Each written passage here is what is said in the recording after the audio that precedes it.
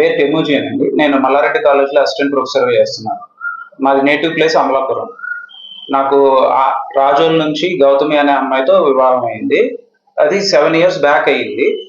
7 years నుంచి నేను first day నుంచి నాకు టార్చర్ పెడుతూనే ఉంది తను. ఏదో ఒక రకంగా నన్ను మానసికంగా, క్రూయల్ గా ఒక టైప్ లో నాకు అసలు సూట్ అయ్యే టైప్ లో బిహేవ్ చేయకుండా నేనేం చెప్తే దానికి ఆపోజిట్ చేయటం, అలాగా చాలా సైకోటిక్ గా బిహేవ్ చేస్తూ ఉండేది.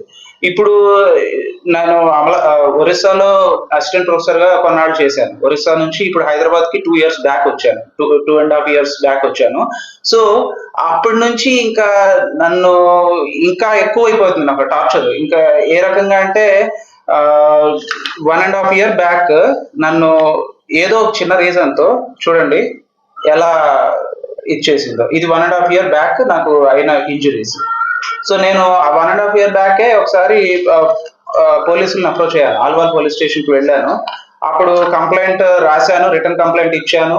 రిటర్న్ కంప్లైంట్ ఇస్తే వాళ్ళు ఏమన్నారంటే జెంట్స్ కి సెక్షన్స్ ఏవి లేవమ్మా, జెంట్స్ కి సపోర్ట్ చేయడానికి ఏం సెక్షన్స్ లేవు, అదే ఇప్పుడు సో నువ్వు కేసు పెట్టినా అది చెల్లదు.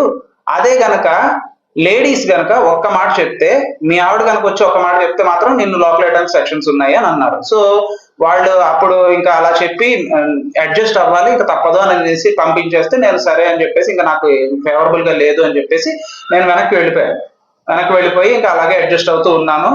ఇంకా మళ్ళీ 6 months బ్యాక్ మళ్ళీ ఒకసారి ఇలాగే నాకు కొట్టింది, ఇంజరీస్ చేసింది, నేను టార్చర్ పెడుతూనే ఉంది. ప్లస్ మాకు ఒక బాబు ఉన్నాడు. ఆ బాబు మోస్ట్లీ ఎప్పుడు మా అత్తగారు వాళ్ళ ఇంట్లోనే ఉంటాడు. ప్రజెంట్ కూడా అక్కడే ఉన్నాడు. ఇంకా వాడికి నాకు ఎక్కువ కమ్యూనికేషన్ కూడా రానివ్వదు. మిస్కమ్యూనికేషన్ అవుతూనే ఉంటుంది మా ఇద్దరి మధ్యలో తన వల్ల. సో ఇప్పుడు 6 months బ్యాక్ కూడా మళ్ళీ బ్యాట్ తీసుకుని కొట్టడం అవి ఇవి చేస్తున్నాను. పిల్లలు ఆడుకునే ప్లాస్టిక్ బ్యాట్ తో వాటితో కొట్టడం. ఇంకా రీసెంట్ గా ఇప్పుడు మళ్ళీ నేను ఇవన్నీ తట్టుకోలేక పోలీస్ కంప్లైంట్, ప్రైవేట్ కంప్లైంట్ అవి వేశాను.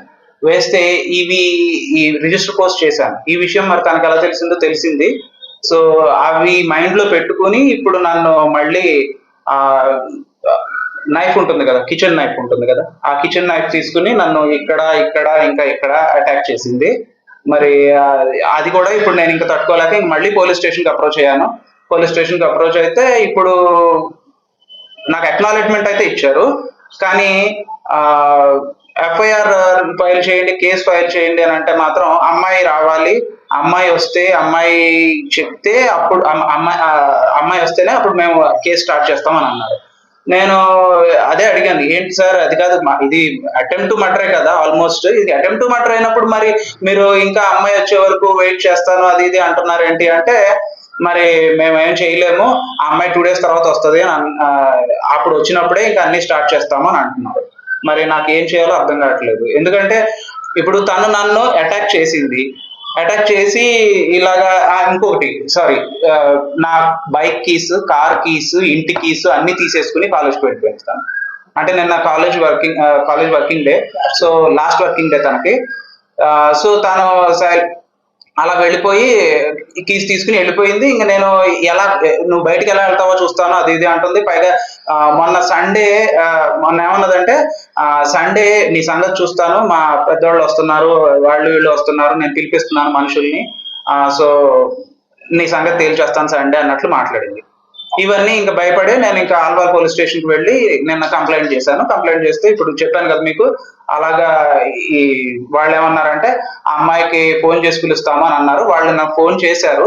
చేస్తే తను ఏమైనా రెస్పాండ్ అయిందంటే, నేను మండే వస్తాను అని చెప్పింది.